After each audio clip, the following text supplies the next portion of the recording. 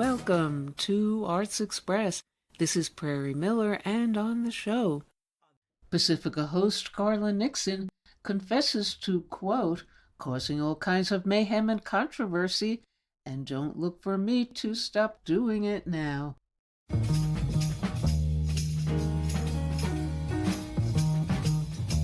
Good evening. My name is Garland Nixon, causing all kind of mayhem and controversy, and don't look for me to stop this week. Don't look for me to stop doing it now.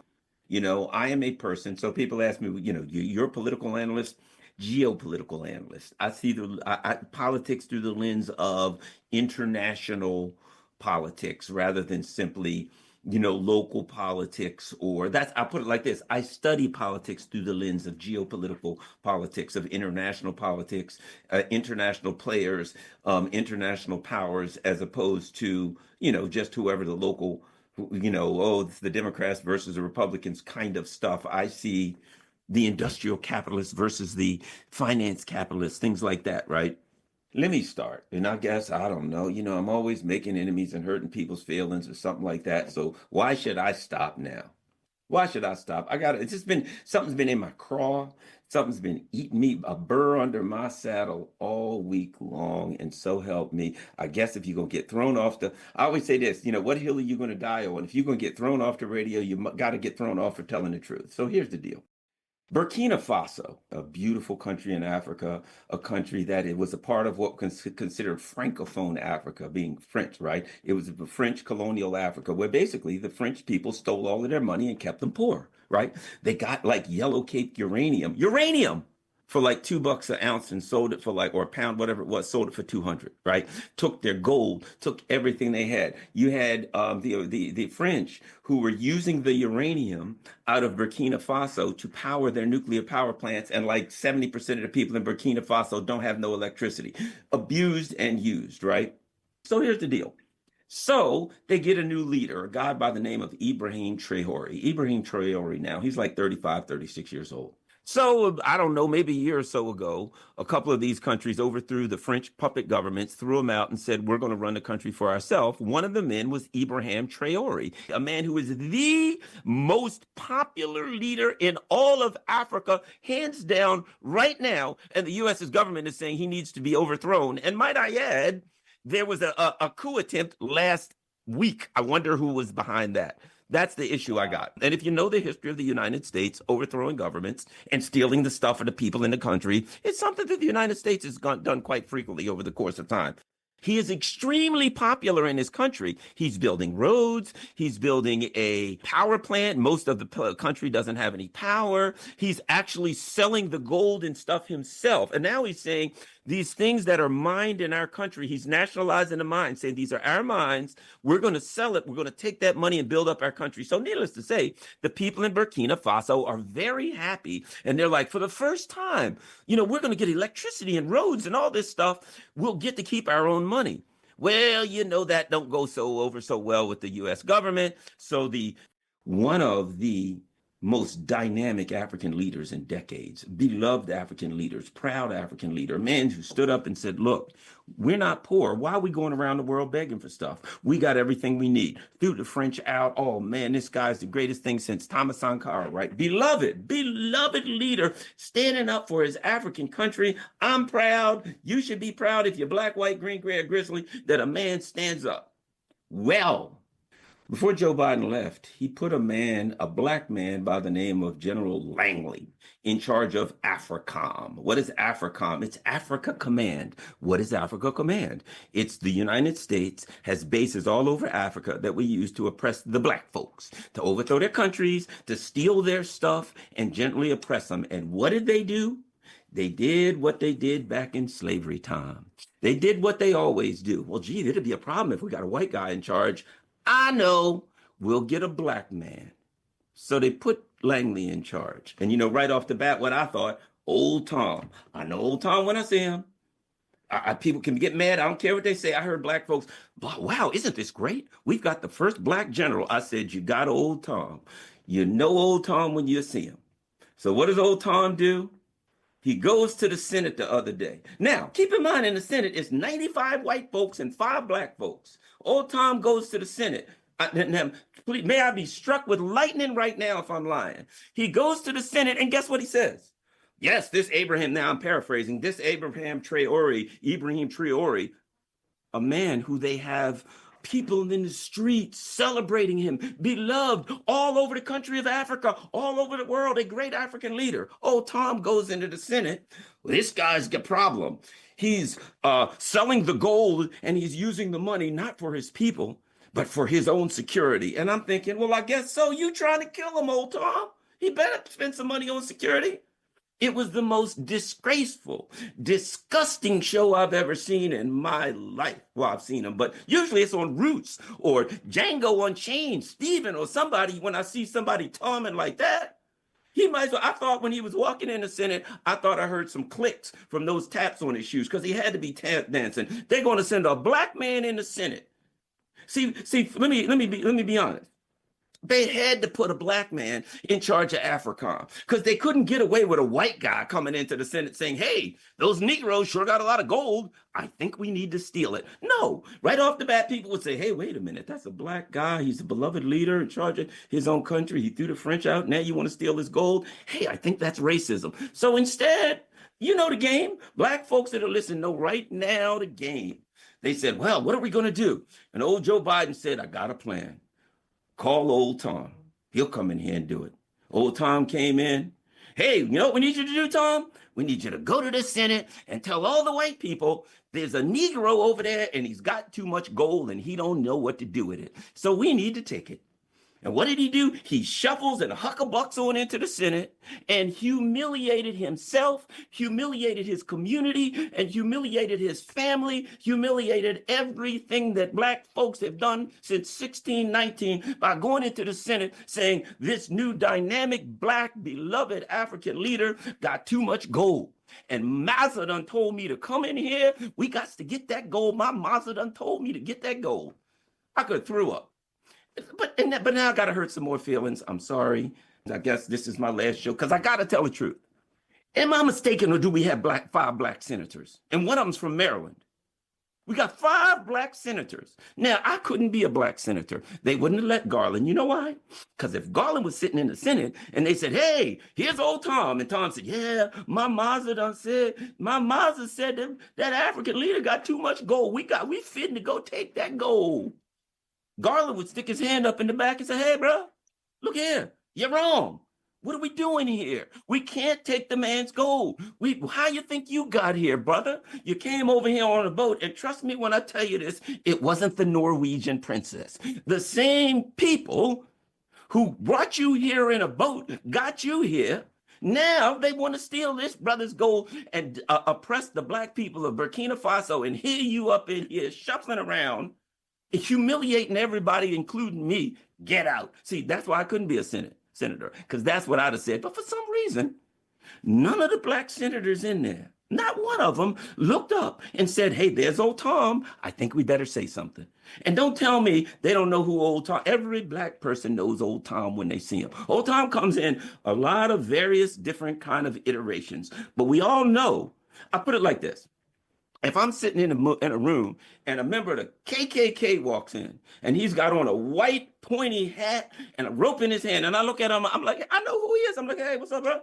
And the KKK member's going, hey there, N-word. Hey, have a nice day. I'm good. I know who the KK member is. I feel fairly comfortable. Hard for him to get away with hanging me in this day and age.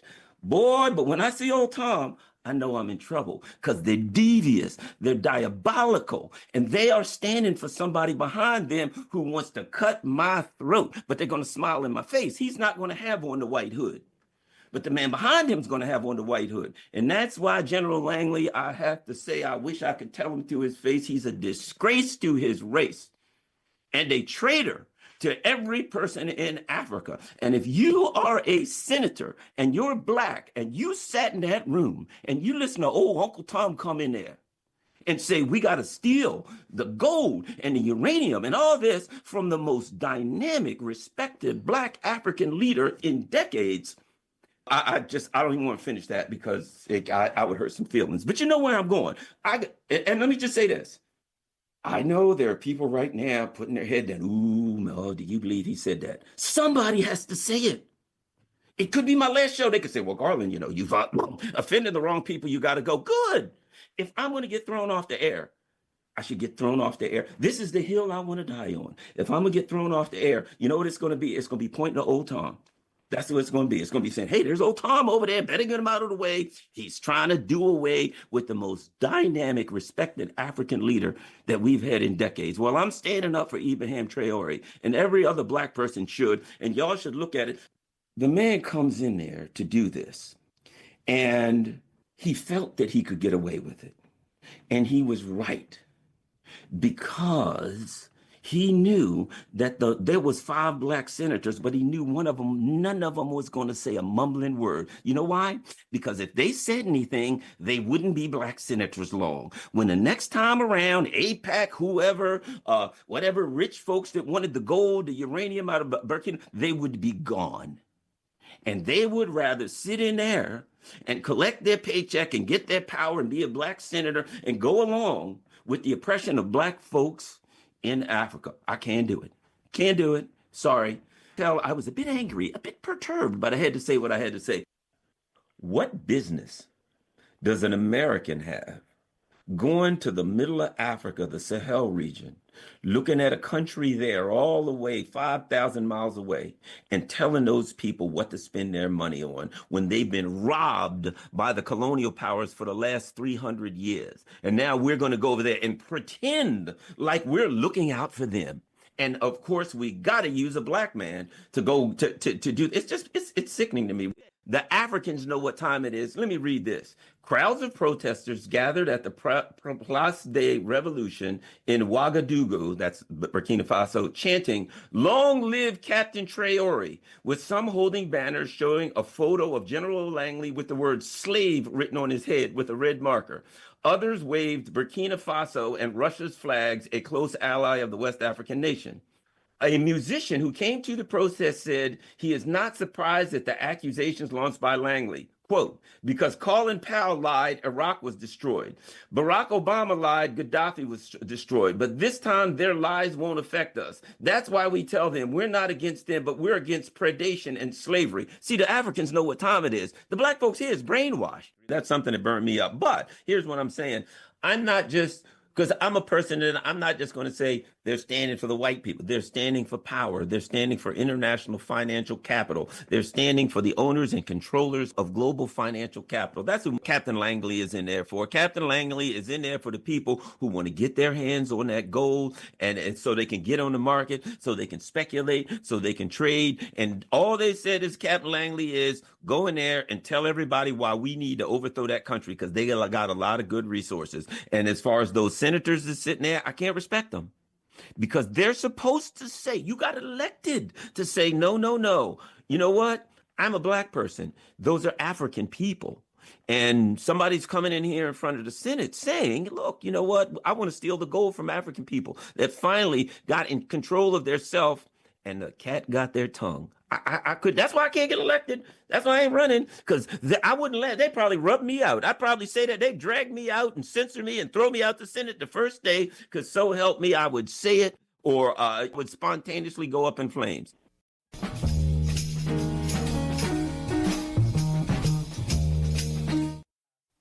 And coming up next on Arts Express. I hate this country. We're talking about a hunger strike. You must not do this, Stuart.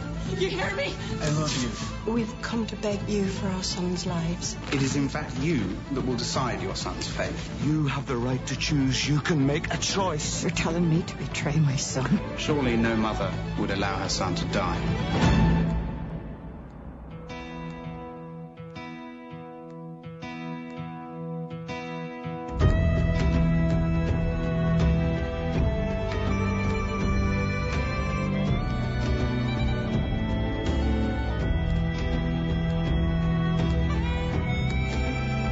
Some causes are worth fighting for. None more than a mother's love for her family. Trump the old law. And what does that mean? Our day will come.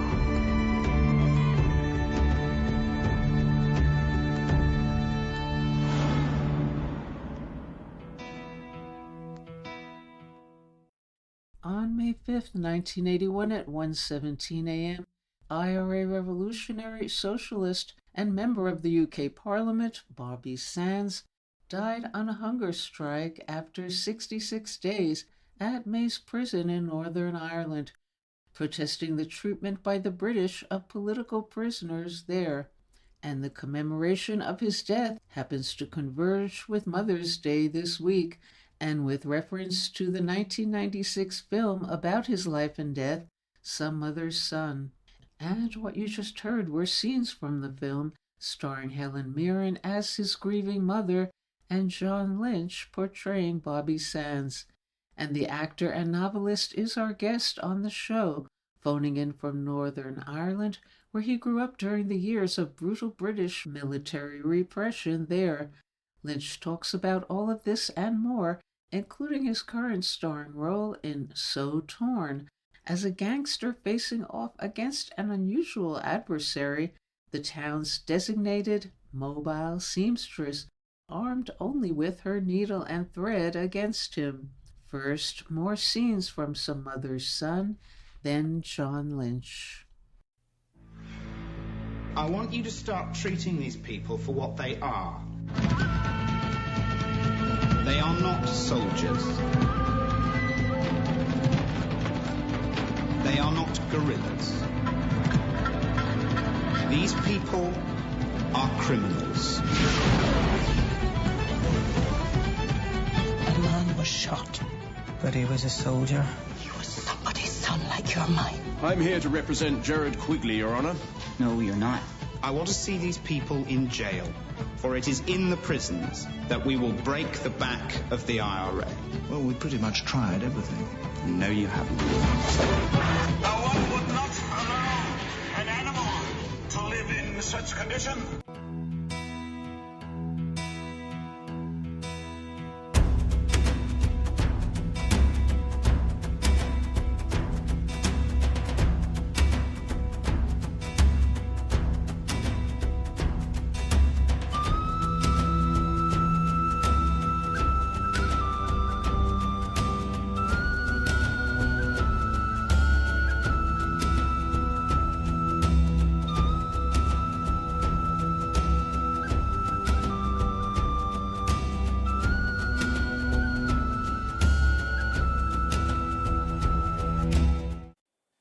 Hello.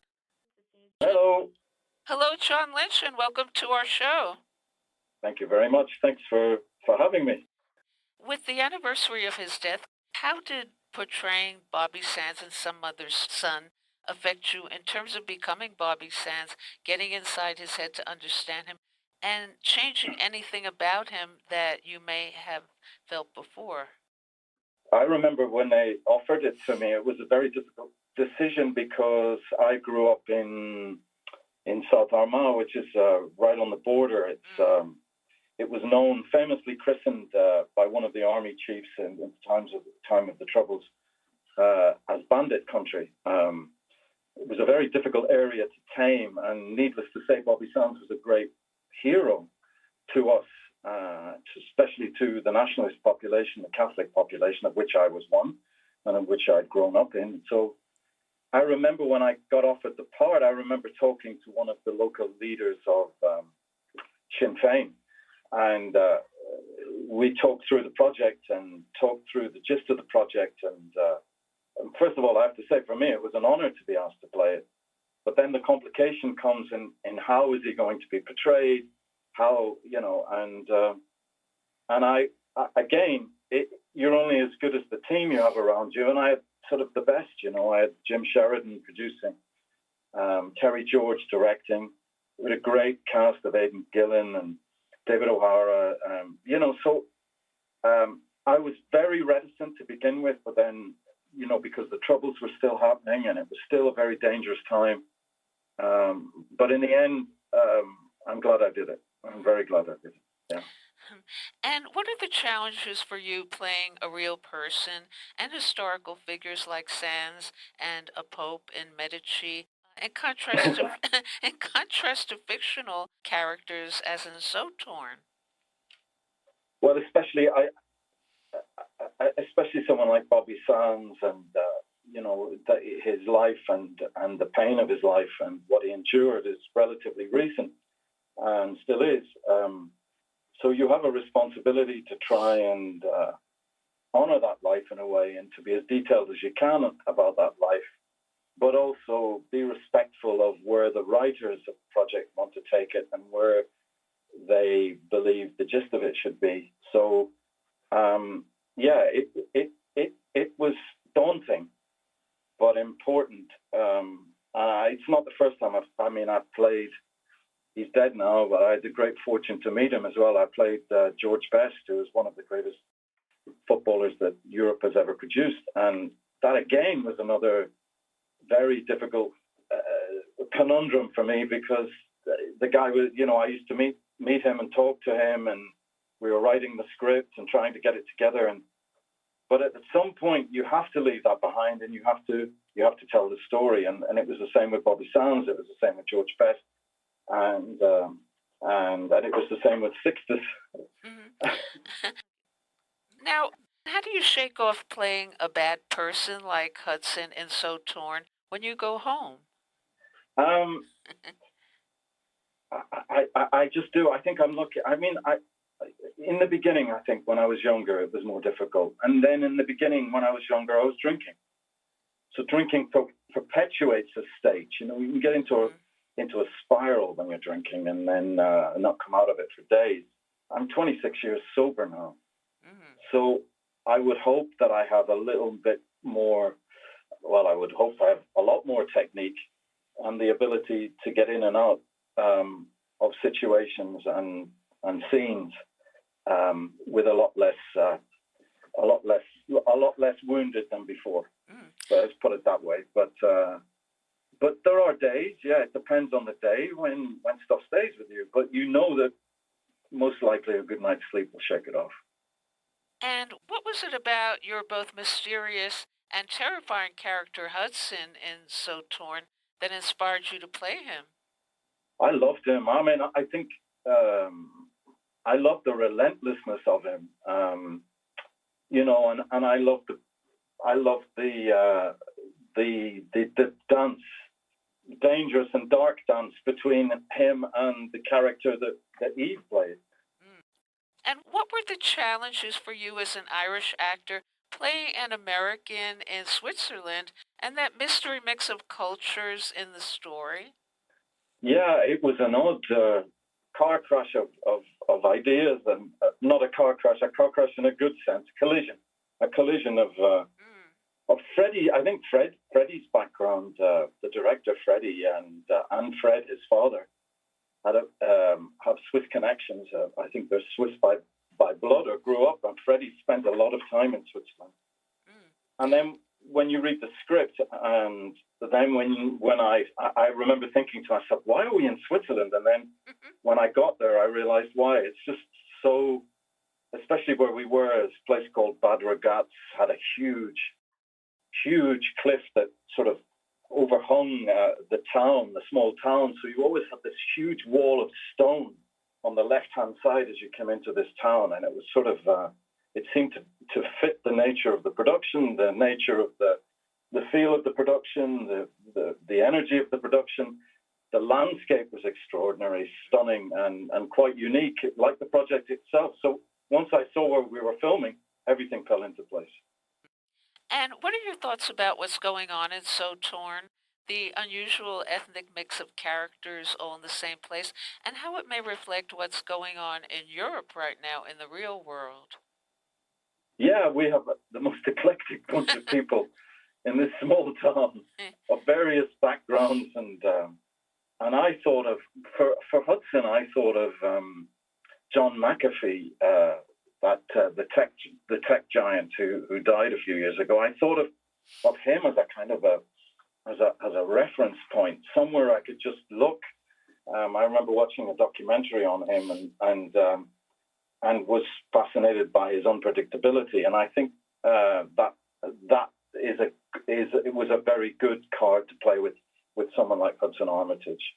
But I think that the eclectic bunch that we were, and various ages and genders, I think it's the way to go. I think it's a wonderful when people get together in that way and create something and try and create something, barriers fall away.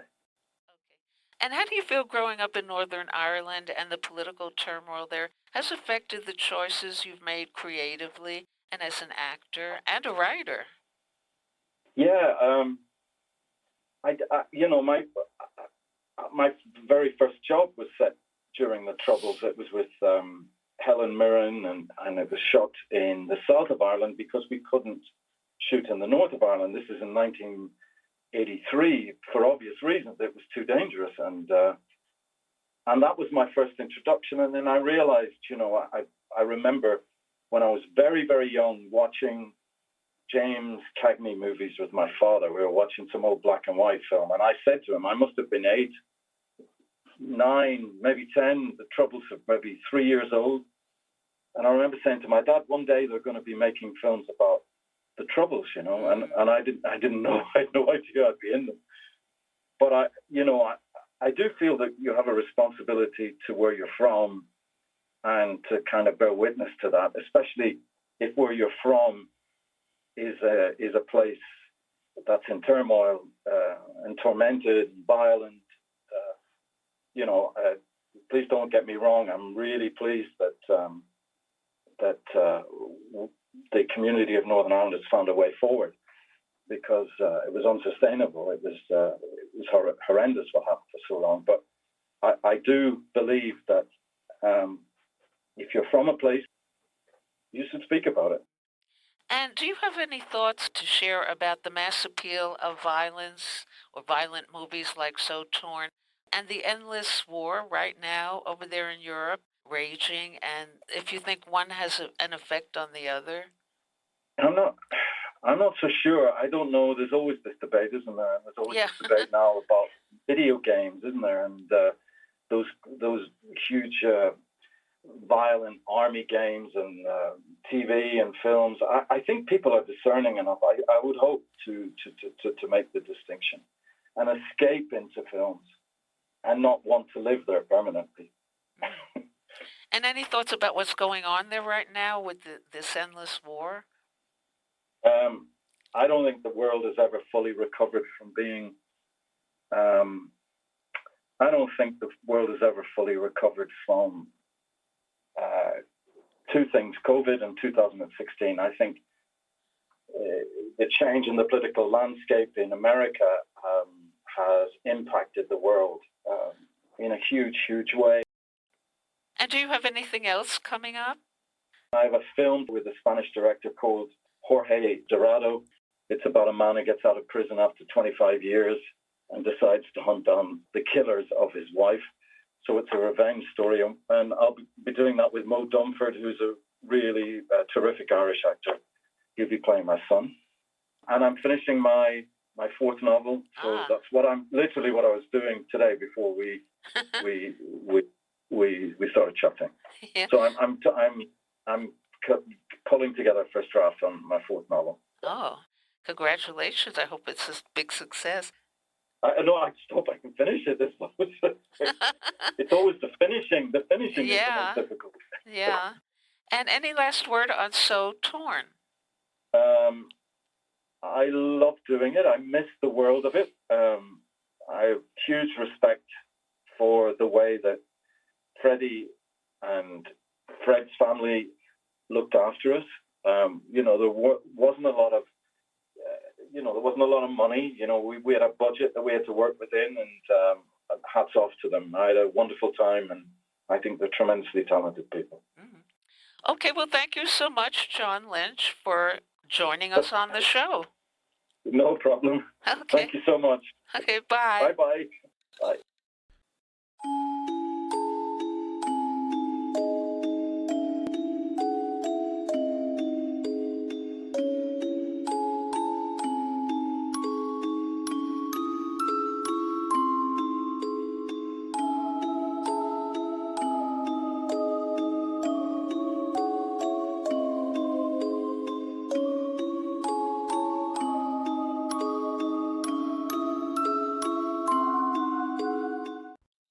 Good evening and welcome to the UK desk for Arts Express. with me, your host, Jack Clark. Tonight we're diving headfirst into the pixelated deep end with The New Flesh, a blisteringly smart, occasionally terrifying, and weirdly hopeful book by Adam Jones that's basically a Razorhead meets Edward Snowden meets a brick through Silicon Valley's window. Now, don't let the cyberpunk coolness of the title fool you. The New Flesh isn't a sci-fi romp or a techno thriller. It's a manifesto, a love letter, a war cry, and at times it reads like someone hacked into capitalism's source code. So what is The New Flesh, and what's it banging on about? At its core, the book is a breakdown of how data, the stuff we all churn out every day just by existing, is being turned into capital. Not by magic, not by chance, but by design. Jones tells us, forget the fantasy of the internet as this floating digital utopia. It's a machine. And like every machine built by empire, it needs fuel. That fuel, us, our stories, our faces, our fears, our clicks. And here's the kicker. It's not just the folks in London or New York feeding the beast. In fact, the biggest burden of data production is shoved onto the people already kicked to the curb by capitalism.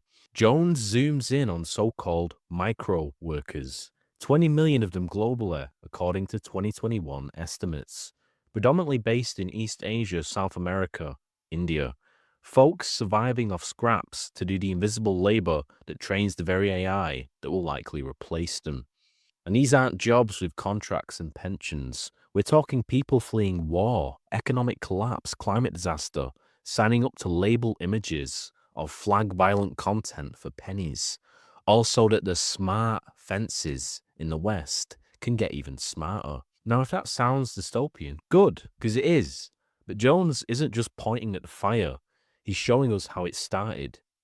He name drops Ambalavanir Sivanandan, a proper voice of reason from back in 1989, who nailed it when he said capitalism no longer needs to import cheap labor. It just picks and chooses from the world's most devastated corners, like it's playing a game of Risk. And then, just as your head starts spinning with all that, Jones hits you with this line. Data is always extracted within controlled parameters, and the parameter of oppressive technologies is increasingly encountered as the perimeter of offense. That's the heart of it, or shall we say walls of it. We've built a world where the same tech that's supposed to connect us is literally building digital prisons. Smart borders, automated drones, surveillance tools. And the poor, they're not just surviving in this system, they're working for it, fixing it, powering it, feeding the very algorithm that watches them. But here's where The New Flesh gets beautifully, brutally political. It's not just a book about tech, it's about resistance. It's about refusing to let the machinery of empire strip us of our agency, our voice, our bodies. It's about refusing invisibility. Jones says, and I love this line, control presupposes a resistance that it cannot preempt forever. And this is where Jones lets Hegel sneak in through the side door. Not the powdered wig philosopher version, mind you, but the bit of Hegel that understands history as a scrap. A constant back and forth between freedom and control, domination and resistance. Now, I know, say Hegel in most pubs and you'll clear the room, but bear with me, because Jones actually uses him to make something dead clear. Freedom doesn't come pre-packaged, it's fought for.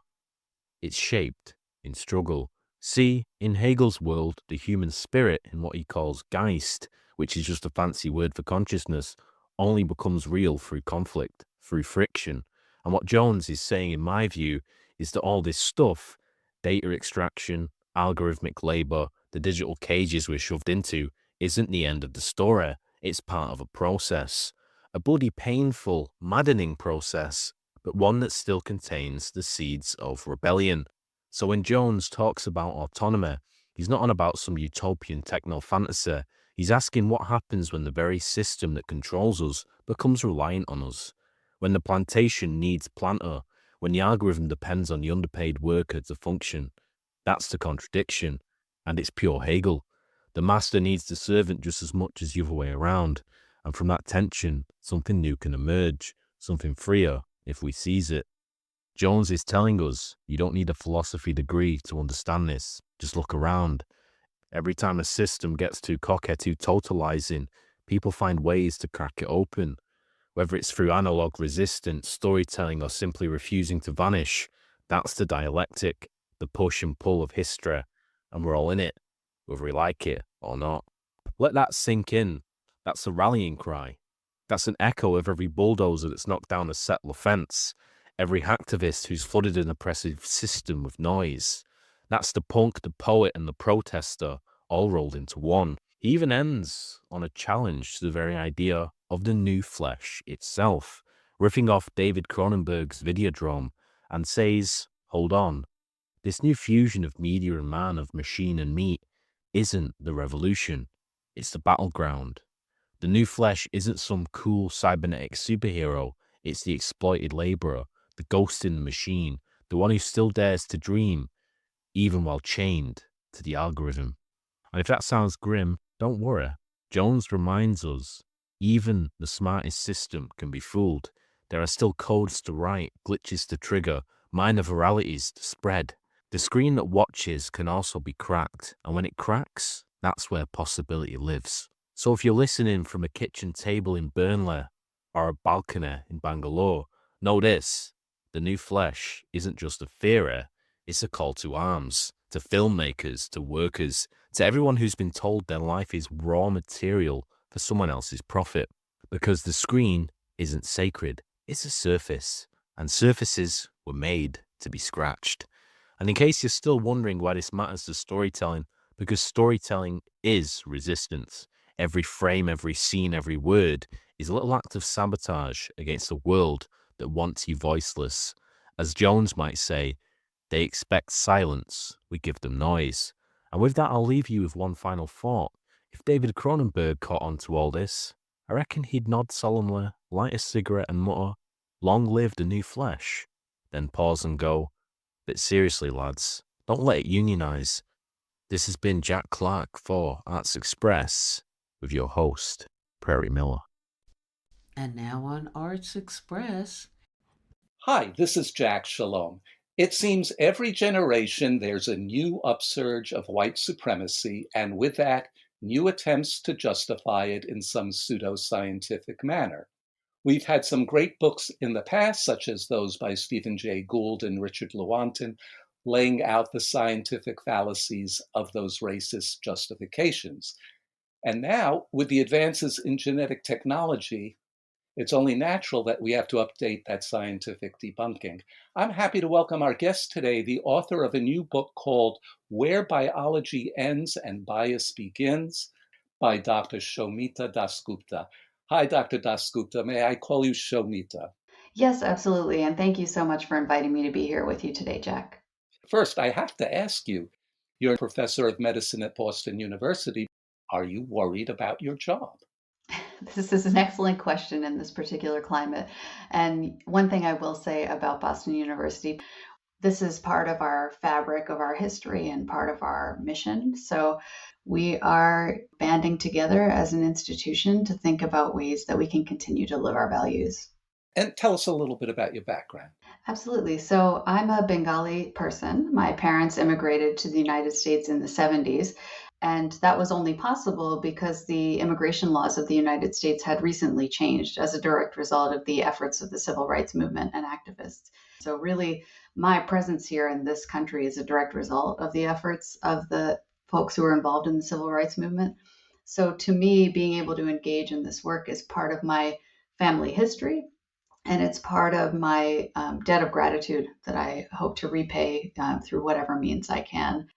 Well, let's get to the heart of your book. One of the key terms in your book is genetic essentialism. Can you explain what you mean by that term? Yeah, absolutely. Genetic essentialism really reflects the fallacy that any difference that we can observe can be traced back to differences at the genetic level, essentially forgetting or ignoring all other possible variables that might contribute to those differences. Why do you think it's important that genetic essentialism is not a fact? I think it's really important to be aware of genetic essentialism and the biases that it perpetuates, because if you attribute difference only to things at the DNA level, then the issue is that you're not only going to be inaccurate in predicting the outcomes, but any interventions you try to design to level the playing field and to correct systemic inequities are going to fall short because they're going to be looking at the incorrect root cause of the difference. The way I understand it is that there are two main premises that underline the so-called scientific arguments of white supremacists, premises about genetics that many of us might not even realize we hold, that genetic makeup is immutable and fully responsible for aspects of a person's behavior and innate abilities. That's the first premise. And the second premise would be that members of socially constructed groups, let's say like race, are uniform in these genetic characteristics, but different substantially genetically from other socially constructed groups. So can we take each premise a piece at a time? Absolutely. You've really put your finger on some of the key fallacies that are perpetuated by folks in supremacy movements. If we are to begin thinking about the deterministic nature of genes, that's a fallacy, that genes are actually deterministic. That is to say, if you have a particular genetic variant, that doesn't predict with 100% certainty that a particular outcome is going to come to pass. So for instance, one trait that's often highlighted among white supremacist groups has to do with intelligence. And people take this view that there's a genetic component of intelligence, that it's perfectly immutable, and that there are differences between the races. First of all, if we're to look at intelligence and the genetic component of it, studies have really only identified a small percentage of that trait that's attributable to genetic causes. And we're talking, in the roughly 11 to 13% sort of category, depending on what study you're looking at. That leaves the vast majority of variance in this trait being explained by many other things, whether schools are well funded, what the teacher to student ratios are, in different neighborhoods. All of that is coming into play and certainly influences outcomes community by community. So people make this erroneous conclusion that Black folks, that people of color are somehow less qualified or less intelligent because the outcomes may not be as good. But in reality, the truth is the outcomes are not as good because of so many systemic inequities that contribute to that. There's also the concept that intelligence isn't a really well-defined trait. Absolutely. What is intelligence really? I mean, a lot of these studies look at two different outcomes. One is IQ, and there's been a lot written about how the IQ tests themselves are racist. They reflect certain cultural contexts that are familiar to white communities and not to other communities. And then there's also the other measure that's typically used, which is educational attainment. But the ability to complete school certainly doesn't reflect intelligence alone. It also reflects whether or not your family needs you to be working throughout the school year in order to support your expenses, whether your family can pay for a tutor. There's so many other things at play that looking at these two variables, IQ and educational attainment, as a proxy for intelligence is deeply flawed. So how do we know that race is a social construction and not something carried within our genes? And what do we mean by within group variation and between group variation? We're about 20 years post-Human Genome Project, and we continue to look at genetic variation in individuals across many populations. By looking at those genetic variants across the groups, what we see is we're able to kind of catalog all of the different nucleotide or sequence variants that are present in people who represent different communities. When you look at those genetic variants, what you find is that genetic variants, by and large, will appear across many, many different communities.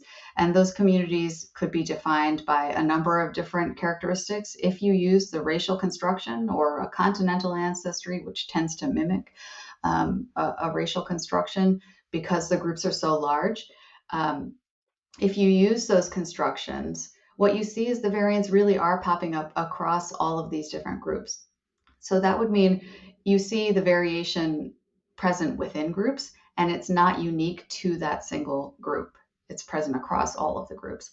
The variants that define between group variation, that is, it would be present in a single group and not in others, those are very rare and a very small percentage of the genetic variation found in the human genome. The truth is genetic variation exists across all groups, and the common variants are present across many, many defined groups. So if you try to look at race, it really is not supported by this genetic data. What is the relationship then between genes and behavioral traits? There are very few things that can be traced back to single genes that reflect behavior in any way. When we're really thinking about behavior, we're generally thinking about this extremely complex interplay. I'm going to play devil's advocate a bit. A lot of us have grown up with the idea that sickle cell anemia is a disease prevalent in Black families, and Tay-Sachs and Ashkenazi, the Jewish disease. I mean, it's kind of ironic. When I got married, I was tested for Tay-Sachs, even though I'm not an Ashkenazi Jew. I'm a Middle Eastern Jew, and they didn't test for favism, which is much more prevalent with us. But what can you say about associating genetic conditions with races or ethnicities and nationalities?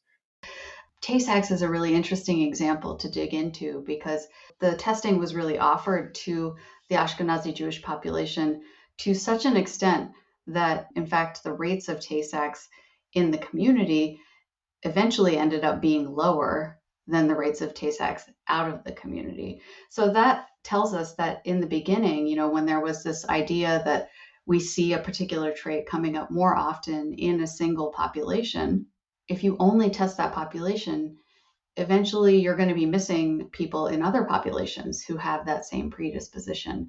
And that's why the American College of Medical Genetics and Genomics has advocated for changing these carrier screening strategies so that they're no longer aligned with these social identities, race or ethnicity, and instead they become more pan-ethnic or just offered in an ancestry agnostic way. I'll just share another story about Terry Wright, who is a Black man who was diagnosed with cystic fibrosis in his 50s. Cystic fibrosis is another one of these conditions that people tend to think of associated with a single racial group. In this case, cystic fibrosis tends to be most commonly seen in white populations. But Terry, as I said, was a Black man. He had all the classic hallmarks of cystic fibrosis, but he wasn't diagnosed until his 50s because his physicians just had such internalization of the concept of cystic fibrosis being a white disease that, in fact, 20 years before he was diagnosed, his physician literally said to him, "Gosh, I would think you had cystic fibrosis, except for you're a Black man." And it took another 20 years for him to be diagnosed. So thinking about these things in racialized terms has the potential for a lot of harm. Well, we have in the last decade or two entered a new world of genetic engineering and testing. And what are the implications and problems here? Right. So I think, we really need to be thinking a few steps ahead again when we're considering the technologies as they develop. The things that we have to be very concerned about in these formats, I think, are, how predictive are these tests in the first place? The other thing that we have to think about is how are people implementing these technologies, and are they being used just to reify biases that already exist in the population? So, are we thinking about scenarios, for instance, related to intelligence, and are they being implemented in ways that sort of reinforce white supremacist ideas in an irresponsible or inaccurate way? Well, now with the ability to do gene editing and splicing, there's certainly a lot of potential for doing harmful and dangerous work. You mentioned that it may be very difficult to control research because of the questions of ego and personality. But apart from issues of ego and personality, is it possible for genetic research to develop at all without harm in a capitalist society? That's a very big question and a very important one for us to be thinking about. To the extent that it's possible, we do need to be thinking about what the potential ramifications or products that may develop from these lines of experimentation could be. But we've seen already that there are people kind of outside of the community who decide to not play by the rules that have been proposed by members of the community. So we really need to do some important soul searching here and ask ourselves, are we at an era where now self-regulation is inadequate? I'm going to ask this in all seriousness. that there is so much propensity for genetic research to be misunderstood, misapplied. Where does the value lie in this field for humanity? Or is it a paradigm that will lead us inevitably down the wrong path? There is actually an incredible amount of stuff that we can do with genetics. It's the ways in which we've been able to approach genetics has completely revolutionized how we think about medicine. In the past, it was much more about, can we test for something, and is that going to be an outcome that a patient has to learn to live with?